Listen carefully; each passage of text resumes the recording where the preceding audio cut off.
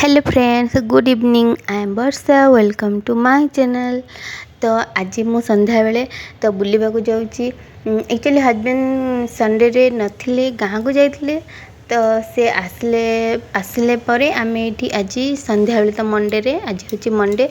तो संध्या बेले आमे बुलवाक जाऊँ। तो ये गणेश पूजा प्राय पाखापाखि 10-12 दिन पूजा जो गणेश पूजार तो पैंडल रही। मु भाभी कि ये हुए बोधे गणेश पूजा, बट ये गणेश पूजा होची। आउ प्राय प्रत्येक घरे ही पूजा हो। आम जो अपार्टमेंट रे रहूचु से प्राय 12टा फ्लैट अच्छी। 12टा फ्लैट ऊपर आमे 2टा फैमिली रहूचु।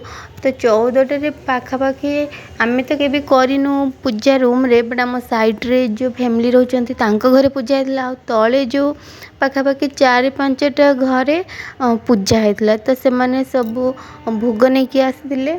तो प्राय खड़गपुर सारा बोधे निज निज घरे पूजा कर। आउ रास्ता सारा खाली पैंडल खाली पूजा होची। आ बहुत बड़ 4-5 जगह तो बहुत बड़ बड़ पैंडल हेची। आ एमती कि मेला भी बसी, बहुत सारा दुकान जो पिला मानकर जो खेल हुए से सब किछि पूरा मेला भलिया बड़ बड़ मेला भलिया बसी जाइछि। तो ये आम संध्या बेले बुलवाक जाऊँ। आ खड़गपुर मंदिर अभाव ना, माने सब प्रकार माने देवादेवी ये देखा मिले। तो ये देखो रास्ता सारा खाली लाइट जलुची। तो ये आम गोटे मात्र गणेश पंडाल देखा जाइलु, कहीं कितर ड्राइंग क्लास थिला। तो से आउ बेसी किछि आम देखि पारिलुनी। तो गोटे ही देखी। तो ये मुझे नहीं जाती। तो चलते देखा यहाँ हूँ खड़गपुर। तो खड़गपुर गणेश मूर्ति केमिति हुए, केमिति कौन सजावट मुझे आपको देखी।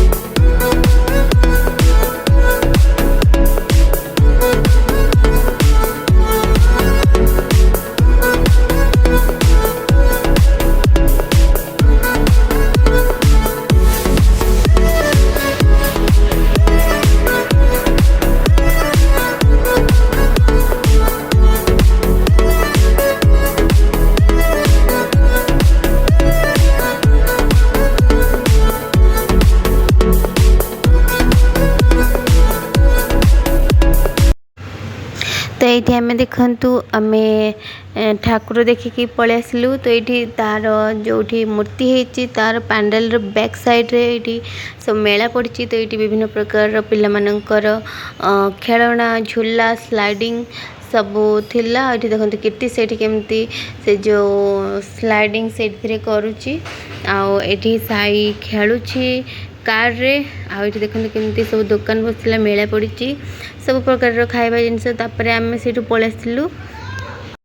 तो तापर आम जगन्नाथ मंदिर पाक पलु, कहीं से भल मोमो मिले। तो आम झील पुअर मोमो बहुत पसंद। तो आम ये मोमो खाई पलि आस।